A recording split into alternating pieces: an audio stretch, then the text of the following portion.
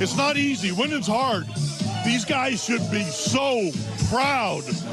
This is organic. This is what happiness is. Oh, God, hold on.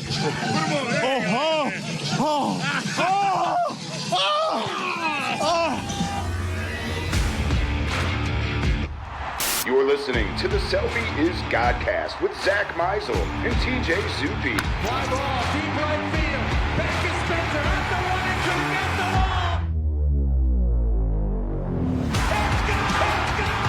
Subscribe to Selby is Godcast on Apple Podcasts, Spotify, or wherever you listen to podcasts. Unbelievable.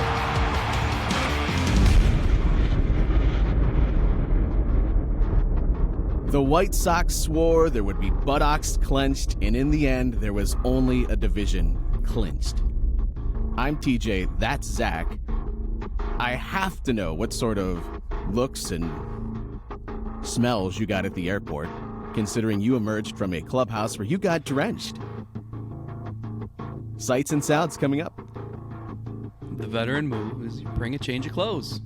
The non-veteran move is surely didn't see this coming. Mandy Bell has so many receipts of her asking, there's no way they clinch on this road trip, right? Like weeks in advance, and me saying, no chance, they'd have to be up like 9 games. Even at the beginning of the week, we were doing the math, and then every day thereafter. And so, yeah, I had a change of clothes, but, you know, you always think about, should I have a poncho? Should I have a Ziploc bag for my phone? Should I have a hat? You know, a lot of things that there was no time for because this team waited for no one. That's the thing about this squad. Not only the fact that they win the division, which became increasingly more pertinent as this went on, that they're going to win this division. They take care of Minnesota. They take care of Chicago. We'll talk about all of those particulars. But even the fact of when they were going to clinch felt like it snuck up on all of us. Now, part of it took the White Sox continuing their collapse and looking like they were disinterested, much like they had spent the majority of the season, which now reflecting back on it makes all of those takes about if the White Sox go 15-3 even more ridiculous because, as you said on the Patreon show, when did they do that all throughout the season? Mm-hmm. But it snuck up that it was even going to be this weekend, that it had just taken place. I think you had texted me on Friday, as recently as Friday. Is this going to happen this weekend? So, didn't you anticipate them at least having some sort of letdown when they come off of the series that they had against Minnesota and Chicago? They go to Texas. I was anticipating them losing on Friday, not this squad. To hell with that. Like, at no point. Like, they didn't have that one game where it was just like, oh, starting pitcher X just didn't have it today and they lost 8-4. You know, and even when the offense, it looks like, well, like Friday night is the perfect example. You're right. I mean, they played Thursday night. That was not a getaway day. And they swept Chicago, and that meant a lot to them. And they get to Texas, and they're facing a really good starting pitcher in John Gray. And you're like, hey, I'm like, if they're going to lose a game, it's going to be this one. And would they have 1 hit through 5 innings? And then they had 6 hits in the 6th. And it's like, that inning was the perfect encapsulation of what the offense has been about all season. So they have, I mean, you can use any cliche you want. They've kept the pedal to the floor. They've had no mercy over the last few weeks, and they have looked like the team that is most confident. It's like they believe they're the most talented team in the division. And you're going to look at the standings at the end of the season, you're going to be like, man, this Central sucked. But part of that is the Guardians just curb stomped the 2 main competitors for the division title. And I don't think anyone could have foreseen this, because we were saying, remember the 9 games that they had in a row against Chicago and Minnesota, we said, just survive them. You know, just do what you can. And, you know, then you got Kansas City at the end, so you can make up some ground then. Joke's on us. I know you're not a big movie guy, but it just reminds me of in Office Space when they've finally had enough of the when printer. Milton has the stapler? No, not at all. Though they did kind of burn down this division. No, it's when they take the printer out to the field and just beat it to hell with a baseball bat with the montage in the background. They've had enough. That was Cleveland. So, yeah, you will look at this division at the end and perhaps see every team being below 500. But it ends up that way because Cleveland reached through their chest, grabbed the hearts of their opponents, and then proceeded to rip them out of their chests and show it to them, still beating in their face. Their souls ripped from their bodies. That's what the Guardians did. They did. That's what happens in Office Space? You've got to watch more movies, dude. Michael Bolton? I'm thinking of the scene in Dumb and Dumber when he takes the heart out of the chest of the guy. He opens up the doggy bag, throws it in, crumples it up, and hands it back to him. Jim Carrey. You've never even seen Dumb and Dumber. Come on. How I do a show with you Jeff is Daniels, beyond right? me. Yeah, he was part of that. Is that movie, the one yes. that's where they say, so you're saying there's a chance? And was there a chance for the Guardians this year? Was it 1 in a million to begin this season? They're the division champs, dude. It was about 1 in 11. Let's revisit a conversation we had, I think, in the offseason when you asked me, is there a better chance that they finish in first or in last? And I'm pretty sure I said first, and I'm like 95% sure that you said last. So if we're going to play the game of you accusing me of telling you that they were not going to be better in the second half and at the end of the season, then I'm going to turn this back around on you, and I'm going to say that you said it's a better chance that they finish in last than in first. Defend yourself. I did not know where to put them. Part of that is because I didn't know what to make of the Tigers or the Twins, but I think I said that they could finish anywhere from second to fifth. I thought the White Sox were going to win the World Series. And Meisel jinxed them, I guess. But yeah, I mean, this division, I've said it a bunch of times. Like, if you're the White Sox, if you're the Twins, you can't let this happen this year. Because this team is positioned to just not give this back for a long time. And that doesn't mean that they won't have competition next year. The White Sox will still be good. I never know which way the Twins are going. But again, like I said it last week, you look around the division, like the White Sox are a mess, and in part because of the Guardians. The Twins can't figure out what they're doing, and they have Derek Falvey in charge, who came from Cleveland, and he's trying to sort of replicate some things, and it's not quite there yet. And then the Royals and Tigers cleaned out their front offices because they did these long-term rebuilds that haven't been fruitful yet. And in Cleveland, they did a 1-year recalibration. It took a few years, and they traded away some people and had to build things up. But they had one losing season, and that losing season was 80 and 82. It wasn't 57 and 105 like they're accustomed to in Baltimore and Kansas City and Detroit and Pittsburgh. It's weird, give the front office so much credit for scouting, for identifying talent, for developing talent. This is a team full of 23-year-olds, and it's winning because those 23-year-olds are prepared to thrive in the majors. Give them tons of credit. It's also they've done a good job of maybe not making certain moves too, right? If they trade for Jesse Winker, is Steven Kwan? Do we see Oscar Gonzalez? If there's a Rule 5 draft, we certainly don't see Oscar Gonzalez. I think this season has worked out very strangely. I mean, if the big thing, the thing that set the tone for the season, and it was really cool seeing Chris Antonetti embrace Jose Ramirez yesterday, like off to the side when it was mass chaos throughout the clubhouse, and they shared a nice moment. And Antonetti told him, look, we really appreciate you committing to us long term, and none of this would have been possible without that. And you think about, that was the day before the season started. It was the last day of spring training. And if that doesn't happen, he's probably a Blue Jay or a Padre. And you're probably still excited about Steven Kwan and Oscar Gonzalez, but you're not watching them spray each other with champagne and eat tons of pizza and dance to I'm Blue by Eiffel 65. No, this is the new version of that. But this did is they what the play- youth I thought they played the old are version. listening to. Was it? I listened to your... It was in your video, wasn't it? That I you don't know. tweeted out? I think I had beer in my ears. Somebody had it. I'm pretty sure there's like a reworked version that all of our millennial brains go, no, it's blue. Yeah, no, that was not it. I think it's the new version that I would not know exists if not for TikTok. So, I don't know. The point is, I'm old, you're old. The last time we saw a team really go through the sort of celebration that this team had, and I'm talking about just being super excited, was 2016 when all of the players were kind of in the same age bracket as us. Now, how different is it watching it from your perspective? And I'm slightly older than you, but I mean, I consider us to be about the same age. And you're not now watching players that Austin Hedges is joking about not being old enough to drink.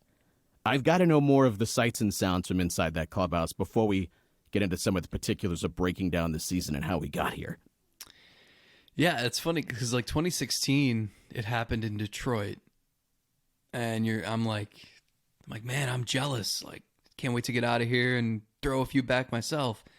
And then yesterday, I'm watching like Trevor Stephan laying on the ground, inviting his teammates to just pour beer all over him. And I'm like, what are you doing, man? Like, you're not gonna, like, that's not going to come out in the wash. And just like people just chugging beers and spraying champagne. I'm like, ooh, that's going to hurt tomorrow. Good thing you have an off day. Can we get the carpet scrubber in here? That is never going to come out. That's never going to come out. It's so different. But it's the cool thing is this team is so young that like Will Brennan a week ago was playing in Columbus, and look at him now. Or like all the different rookies, Cody Morris, who was hoping to make the opening day roster and then gets injured and misses most of the season. Like, you think he ever imagined, oh, well, I know in late September I'm going to be spraying champagne with all the teammates on the Guardians. Like, you think about like Josh Naylor, like that dude you didn't know if he was ever going to play again. So I think it was a group that was going to savor the moment. I think that's partially why they refused to indulge in like looking ahead. And as that magic number, I mean, it didn't like dwindle. It was like, what's like the demon drop at Cedar Point, or the Tower of Power or whatever, the thing that just, you start at the top and it just plummets to the ground. As the magic number plummeted, like they weren't like, oh yeah, like we're really excited, only a couple more wins to go. I mean, they were, and you saw it on the field. I mean, they were still advancing first to third at every opportunity. On Sunday, a ground ball to third base results in 2 runs. Like, they were still doing all of those things because I think they wanted to make a statement and just get to the finish line as quickly as they could. So, yeah, I mean, it was a group that I think really cherished the opportunity to do what they did. And as they should, they've earned it. And I know many have said it feels like they're playing with some element of house money here because they're not supposed to be here, so they don't have to feel the pressure that every other team in the division felt. I'm sure the White Sox, every time that they had a game where they didn't live up to their own expectations, felt that immense pressure on themselves. The Twins, as they built up their lead and they made some acquisitions at the deadline, I know they were hurt by injuries, but at the same time, every time Cleveland maintained where they were at in the standings or inched closer to them, they had to feel that pressure. And Chicago just assumed that Cleveland would feel that similar thing because they had been feeling it all season long, even though Elvis Andrus had just dropped in 5 minutes before he talked about Cleveland crumbling. Cleveland never felt that because they didn't have to feel that this year. No one anticipated that they would be here. Many people picked them to finish anywhere from 3rd to 5th. There were many, and Cleveland pointed it out inside the videos that they tweeted out, and good for them. Embrace that. Embrace that. The team certainly has. And I will give Cleveland's social media some credit. They had that video where they put the receipts out of everyone picking them last. I'll give them credit because they didn't personally put anyone on blast. It was just nameless, faceless predictions. You could do that with anybody. You could do that with our show. There have been many things that we have said we thought were going to play out, and this team has blown us away with the way that they've played. We could look individually at people that we were cynical about, or at least had some questions about, that they answered positively this year. I'll give Cleveland some credit because they had fun with it, but it wasn't just about a personal putting anybody on blast and get somebody into all the fans into somebody's mentions and rip them apart. Maybe some people deserve that because they bring that on and they kind of welcome that. But I think that was a good use of just playfully embracing what this team has been about this year. And of course they didn't stop going first to third. They love that. They love stealing the souls from their opponents. They love the amount of dumbfounded looks that all the teams give each other as they watch Cleveland go about playing the game the way that they have, and the way that many people have said that they enjoy seeing a team play the way Cleveland has, that it's sort of a throwback style to the way the game used to be played. But I will say, it's not as simple as just make your team do the things that Cleveland does. They excel playing the way that they play because of the sorts of players that they have. And I don't even think they would be as married to contact as they are if they had a different sort of skill set. I just feel like the coaches, the assistants, Chris Faleka, at the front office, I think they've just looked at, this is the group that we have, so how do we go about getting the most out of their ability? And for this team, it's going to be making a difference on the bases. It's going to be putting the ball in play, spraying it everywhere, making it difficult to defend us. And if we hit the ball on the ground, we're going to bust ass to first base. This is just the way that they've played this year because it's the only way this team can succeed. Okay, a couple things. One, I don't think, if you predicted them to finish third or fourth or whatever, or win 75 games, that's okay. The Vegas win total is 76.5. That's not like... And I hate when people say, well, they won 80 games last year and they had all these injuries. That's not how this works. Then why didn't the Tigers win 90 games this year? You know what I mean? It's not linear. I mean, the Guardians went to the World Series. They had Edwin Encarnacion. They added him. And remember, they were 45-45. And yes, then they went nuclear. But then they brought back the same team and they won 90. It's not linear year to year. And I think the main thing about this team, because also it's a totally different team than last year. The lineup is completely different. And the people they're relying on are not people you would have expected them to rely on if you predicted them to win 90 games. Anyway, I think this team had to prove it to themselves too. And yes, they paid attention. They are well aware of Elvis Andrus' quotes. They're well aware of how people felt about the White Sox coming into the season and that everyone just assumed the White Sox would catch fire at some point. But they had to prove it to themselves because they're so young and they haven't done it before.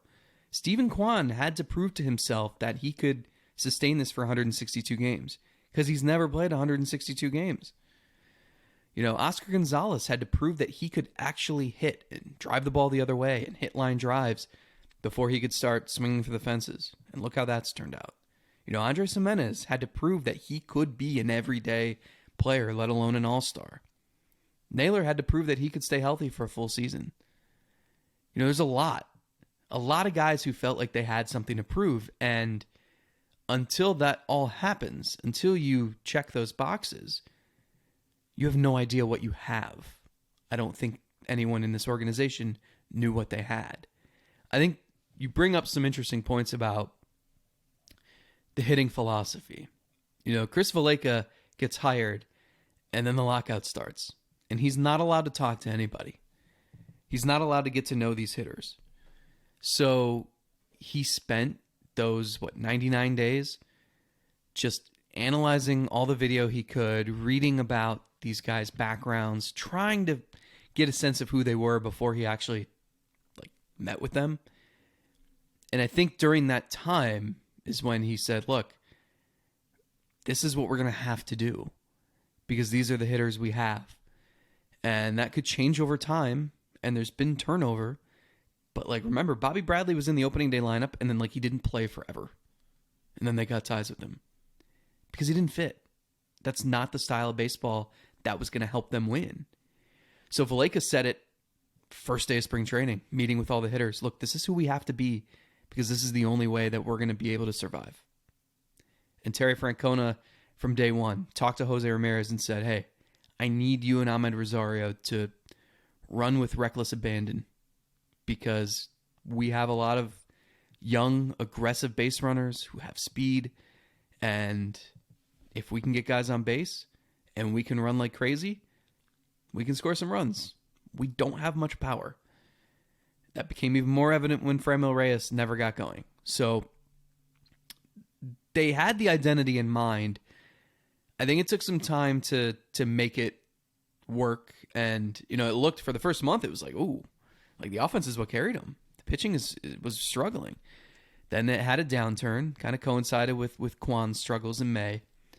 And there have been rough patches throughout. But the one thing, you know, going first to third doesn't slump. You know, you might not be getting on base as much, but that doesn't mean, you know, you can still be aggressive 100% of the time and opportunistic 100% of the time. And that's what they tried to instill in them on this team.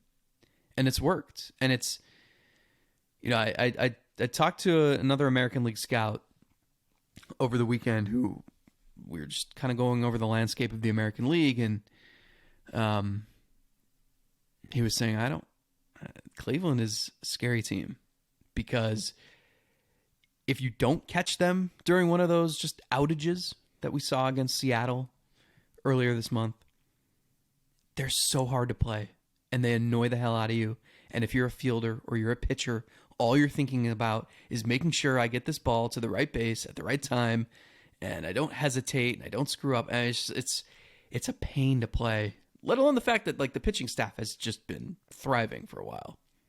It's like they've gotten themselves to a really good place.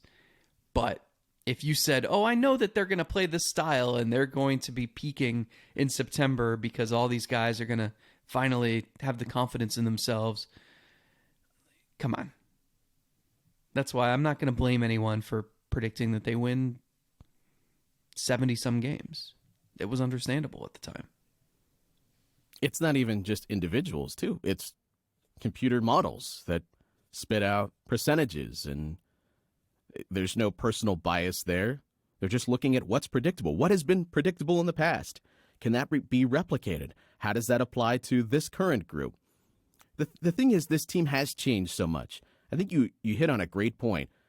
If you looked at the team in April and based your predictions off of that, it's completely different than where they're at today. Now, a lot of the players that have come up, we didn't know what Oscar Gonzalez was going to be. We didn't know that Andres Jimenez was going to have the type of season that he was going to have. We didn't know if Josh Naylor was going to be able to stay healthy throughout an entire season. We didn't know if Tristan McKenzie was going to be capable of looking and pitching and giving you the sort of volume that you would expect from a major league star-level pitcher.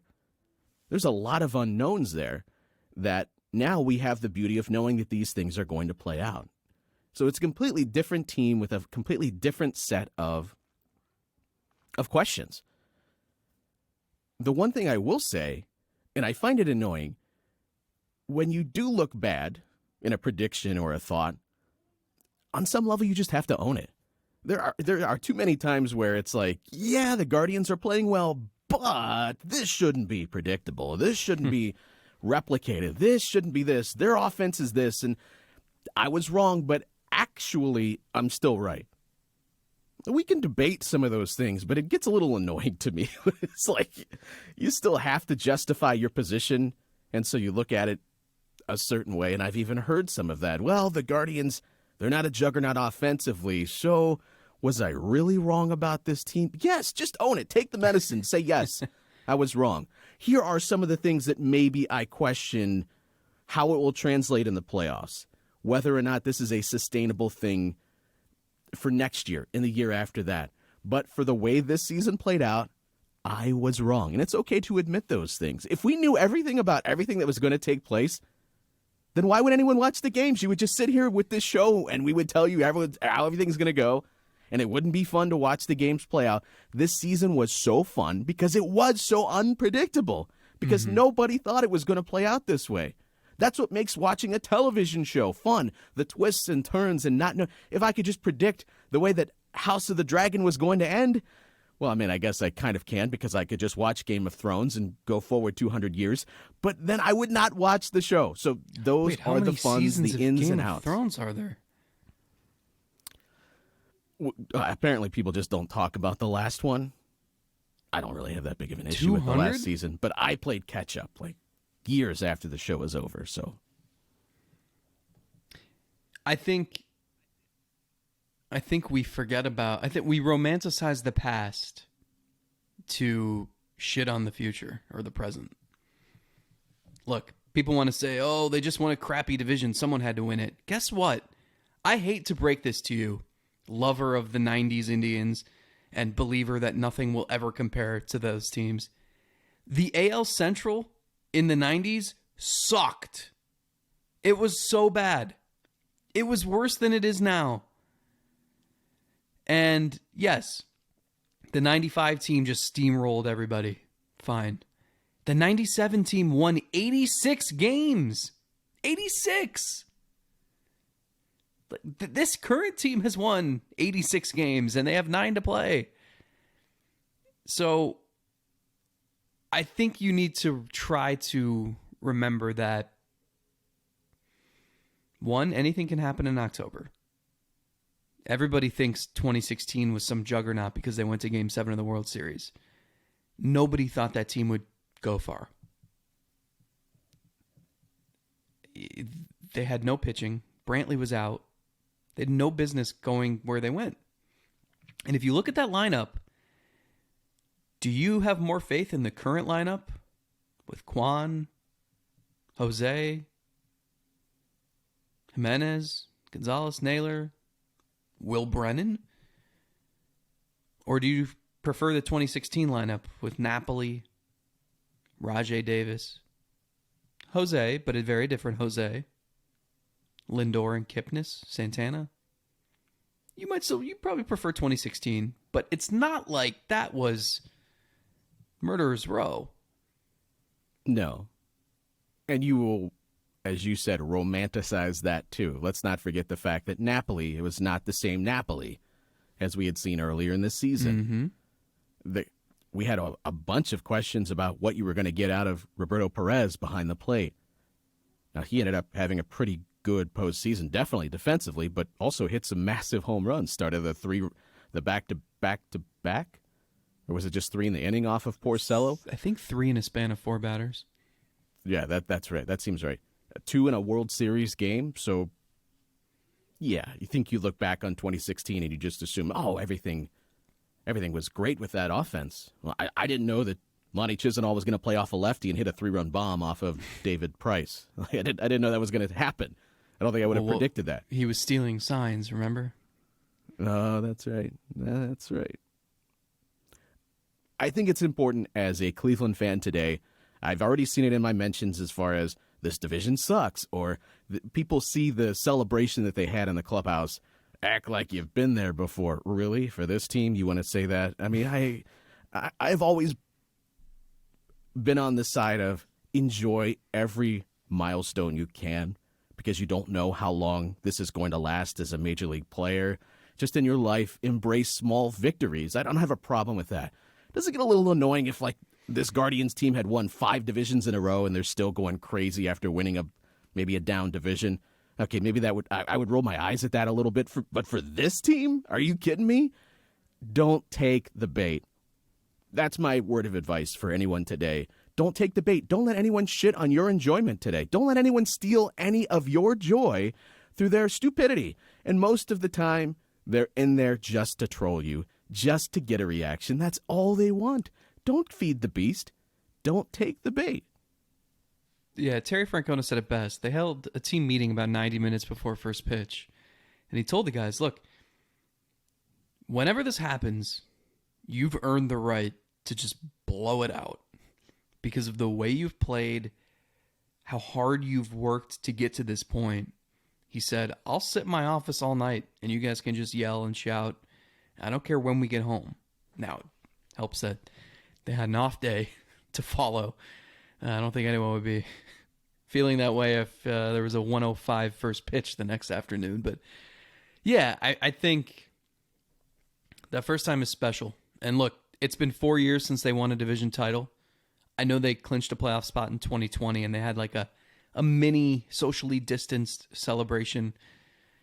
But it's been 4 years. And the only players still on the roster are Jose Ramirez and Shane Bieber. So there are a lot of people in there who had never done it. There are a lot of people who played a big role. I mean, the team flew down a bunch of front office people just to be there in case they clinched. And you could see like Chernoff and Antonetti were really proud and hugging and taking a selfie in the celebration. And, you know, player development staff were there too. And, you know, obviously the coaches are there. Terry Francona praised them endlessly. So a lot of people had a hand in this. And you have to when you have a team this young that, as everyone has said, has arrived early. And I think, so yeah, I think it's something to be proud of.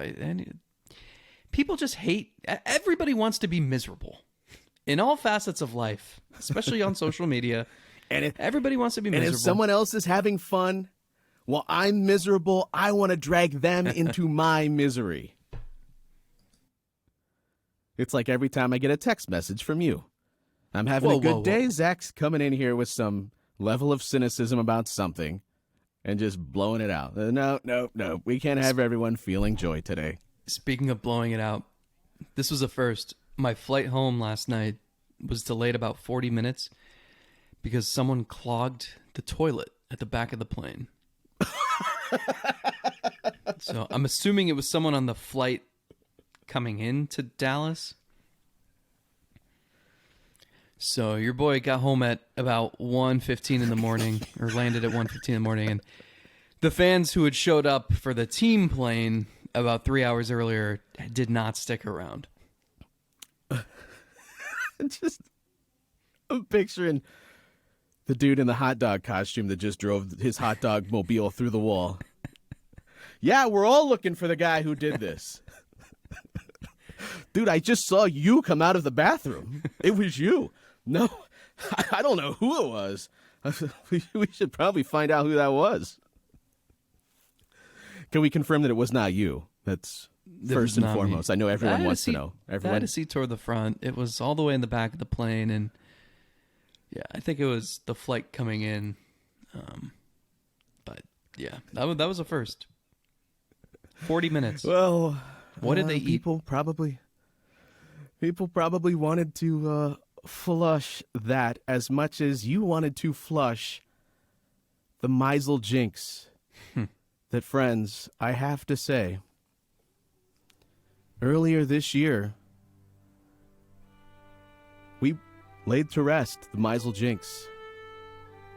It is no longer a part of our show. It is no longer a part of Zach's mantra. It is now gone to be remembered, something you can scream about, shake your fist about, and remember all of the things that it ruined. But it is no more. It fades away just like anything in our lives, but will live on in infamy in our memories. Any parting words to your jinx that is no more? I think by laying it to rest, you're jinxing that it's dead. And now it's going to resurface. Nope. We are just paying it its proper respects. I think that's important. That we pay the respects to the jinx.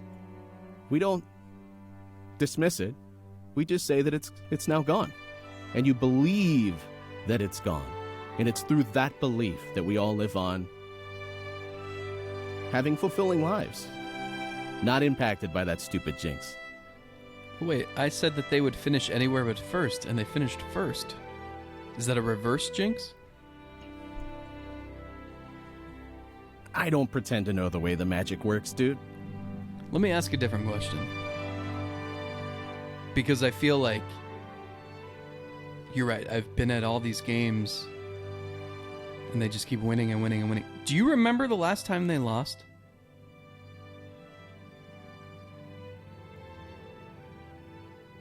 No.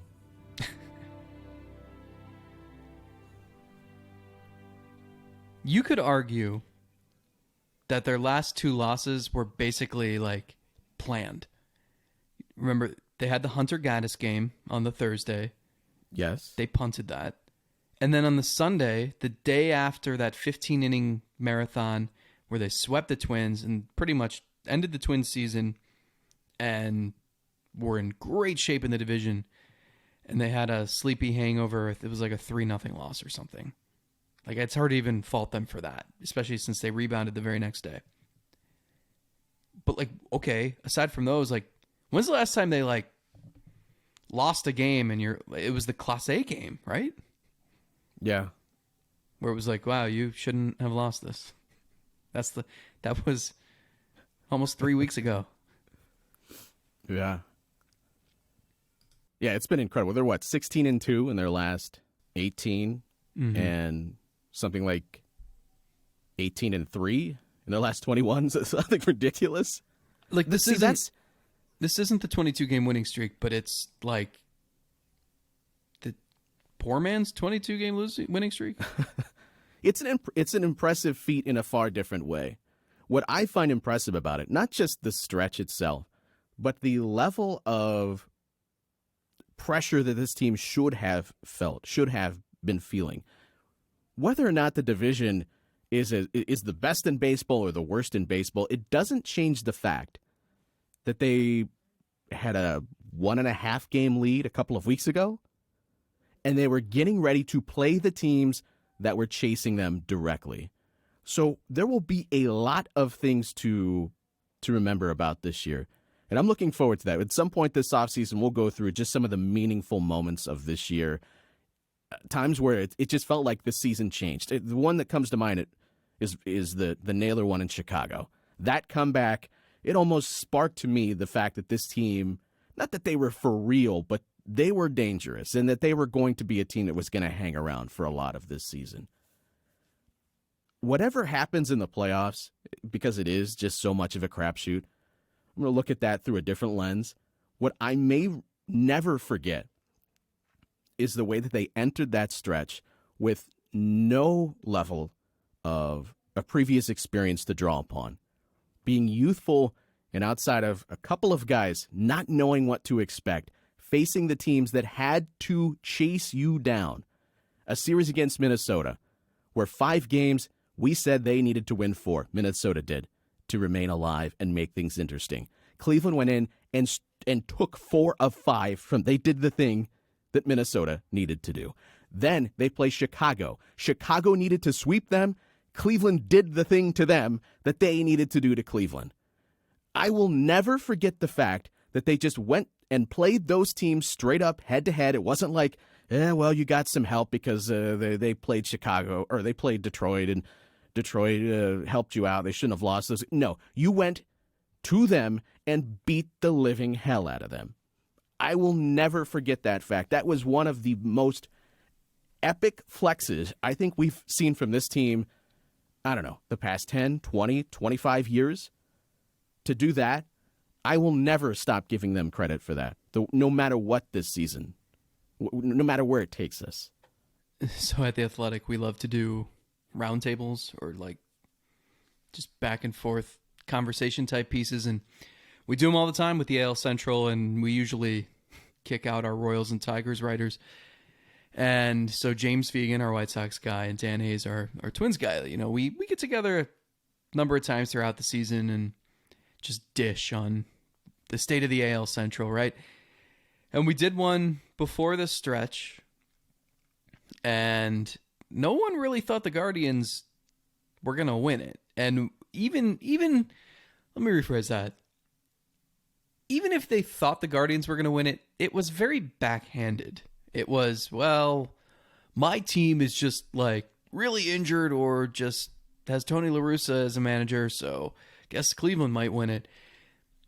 Anyway, as I'm just in a haze in the, well, no pun intended, Dan Hayes. Literally and figuratively.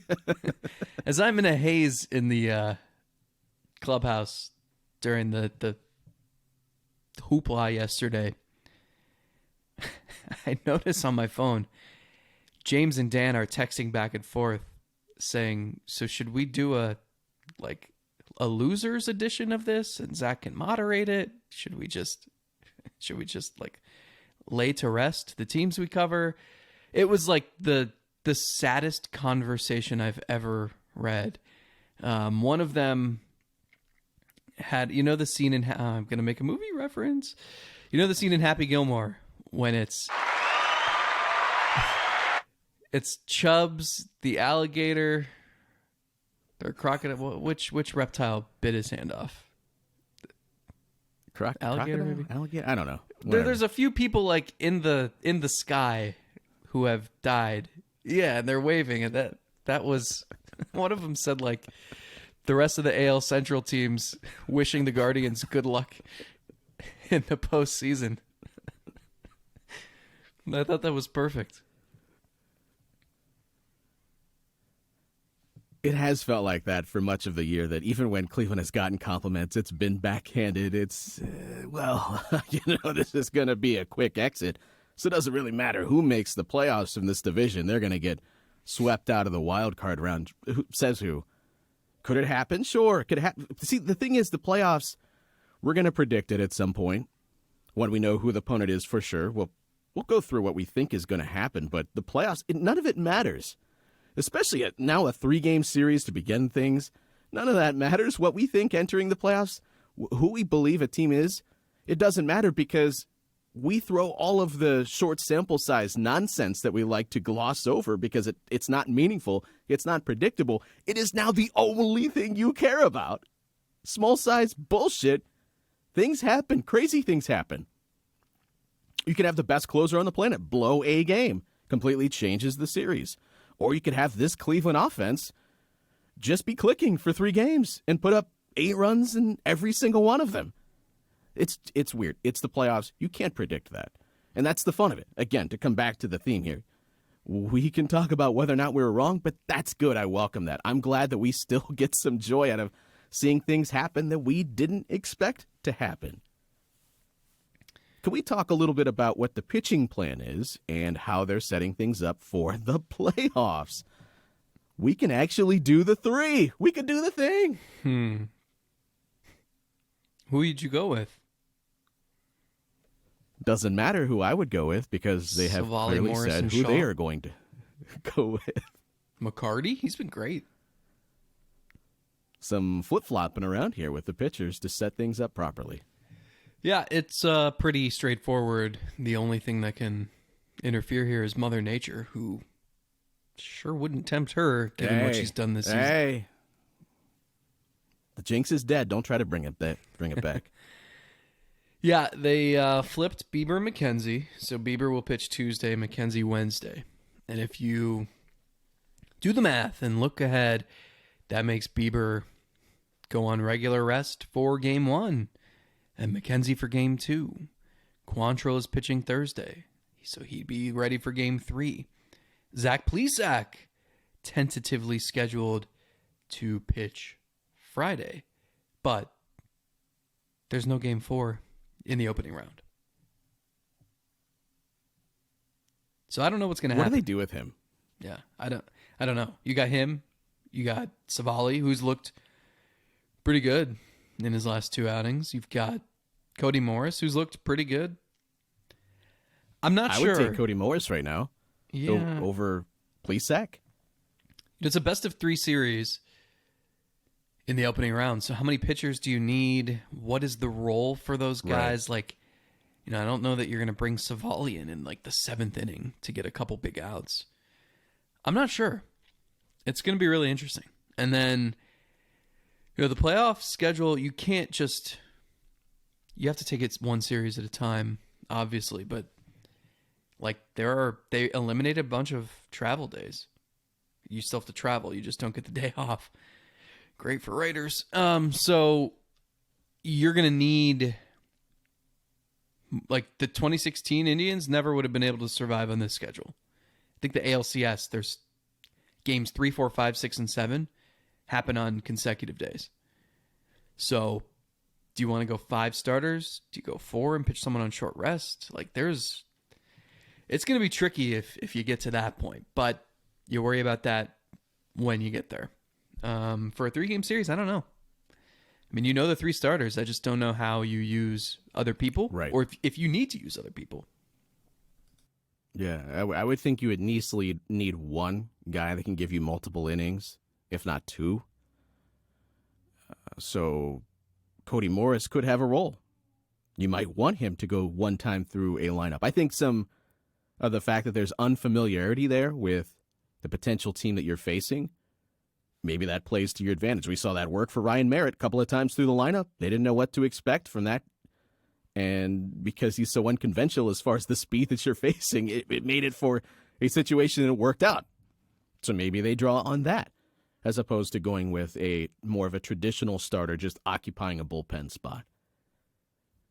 It'll be fun to see how they put that together. I would think in a series like this, it would be beneficial to have an extra position player to have some leeway on some late-game mixing and matching. Is Will Brennan penciled into that starting spot against right-handed pitching? Have we already seen enough? I would say based on the actions that they have shown us, if they're facing a right-handed pitcher, I think Will Brennan's in the lineup in the playoffs. I think so too. Pretty crazy. Mm-hmm. It's also pretty wild that I feel like their offense feels more complete with him in that spot. Why do I feel like that? Because he fits. He makes a lot of contact, steals bases, patient hitter. I mean, we've said it. Like, why was he not up sooner? But he fits perfectly. So it makes sense. I mean, he sort of, especially when Straw's going well, the lineup it's night and day better. You can live with the catchers hitting the way they are if you're getting something out of the 7 spot and something out of the 9 spot. Mm-hmm. I mean, 2 thoughts that come to mind. One, if you're trying to judge this offense the way that you judge every other offense by looking at their expected stats or to look specifically at what the team's slugging percentage is, you're doing it wrong. That's not the way they're constructed. It's like looking at a running team in football and looking at their passing stats. That's not how they're going to go win the game. So that's the first thing. The second thing is we've sort of touched on. When you say, here is where the Guardians rank for the entirety of the season, it's not that you throw away those numbers, but they're not entirely predictable to me about what is going to happen moving forward because this is not the same offense. And they know so much more about the way that they need to succeed as an offense. So it's not that I think they are a top 5, top 10 team in baseball, but I also don't think I would consider them among the worst offenses in baseball because, the season statistics would tell you that's the story. Yeah, it was like Tristan McKenzie last season. Yeah, he flipped a switch, right? Going into the second half. And it was easy to notice the difference in confidence and pitch usage and aggressiveness in the strike zone. So when people are saying like, yeah, he's been okay this year, not very good, ERA around 5, it's like, yeah, but that doesn't tell the story whatsoever. And that's why, like, going into the season, I thought he was a breakout candidate. Not because I'm going to reference his overall statistics from last year, but look at that there's nuance to it. So it's the same thing. Yeah, I mean, why am I judging an offense based on what they did when they had Bobby Bradley and Franmil Reyes and Yu Chang? Makes no sense. And that's the thing with a young team. And that's why, tie it back into what we were talking about earlier. It's a totally different roster, a totally different mindset, and totally different results from what we saw in April and May. So how you're judging this team should be very different than how you would have judged them early on. They've played better than 600 baseball since late May. That's really good for a long time. And that's what happens when you have young players who are developing while you're contending. You can't answer this, but I think the number one thing that I'm interested to see how it plays out is this team takes advantage of bad defensive teams that aren't focused, teams that don't know what to do with the ball when they get it. That's how they score 2 runs on infield singles and all the other BS that they do. How does contact play in the playoffs? Because you're facing a lot of pitchers that are going to be utilizing strikeouts as their number one way to get hitters out. When they face a team that makes as much contact as Cleveland in the playoffs, how does that impact things? And are they still capable of scoring runs against a team that maybe isn't as bad defensively, or maybe is more focused in a playoff game than they are just a random game 149 of the regular season? Or just is more talented defensively, more heady, has been there before. All of those things. I don't have an answer for it, but I am extremely interested to see how that plays out. I am too. Yeah, I mean, we've seen them get shut down by the Garrett Coles and the Justin Verlanders and Robbie Ray, Luis Castillo. So I don't know the answer because you're going to face a lot of those guys in the playoffs. I will say, think back to the crazy 11-inning game in Chicago at the beginning of the week. They only got 1 run off Dylan Cease, but they made him work like crazy. And if they would have just delivered, it's the same thing as that they struggled with against Seattle. If they would have delivered the key hit with runners on base, then they might have knocked Cease out even earlier. So a lot of it's going to depend on just the sequencing, the timing of those hits. But, if they're patient and they make a pitcher work, like they can put themselves in position where they just need the key hit and they'll be fine. But you're right. I certainly can't predict the future, and I don't have any idea if this style will thrive. I think basically over time, there are probably, if they make the postseason with this style 10 times, it probably works really well half the time and they go home early the other half. It's just going to depend, like, can they maintain this the way that they've played the last 2 weeks where sure they are delivering time and time again when it matters and they're running themselves into scoring opportunities. If they can like, if they play the way that they've played the last 2 weeks, they can beat anybody. But I don't know. Things get a little tougher. Lights get a little brighter. We'll see. I'm excited to find out. We will see. I am extremely excited. And the beautiful thing is, there is going to be much more, and I say much because the bar was set pretty low, much more baseball discussion in your everyday spots for the rest of the season and now into the postseason. You're going to be able to turn on your radio and television to hear more Guardians discussion. The nice Guardians thing is, discussion or name change, attendance, why is no one paying attention discussion? The nice thing is, if you're looking for intelligent baseball talk from 2 people that have been doing it the entire season, know the ins and outs, we're here for you. Now, one of us is a little bit better than the other in that department. I'll let everyone decide who that is. Who do you think it is? No, don't answer that. I thought you were going to say, if you want to hear 2 intelligent people talk about Guardians baseball, listen to and then name a different podcast. The Dairy Brothers, they know what they're talking about. We don't. and we're not putting them down. Actually, we've discussed before, I love that there are so many good Guardians podcasts out there, too many to name individually. If you want more smart baseball discussion, and Zach and I plan on, as far as how and what this looks like, we're still not exactly sure. I know we're planning to do this more often in the postseason for as long as it lasts. I don't know if that means shorter like 20-minute episodes after each game. I don't know if that means just an additional lengthy episode. We're not sure.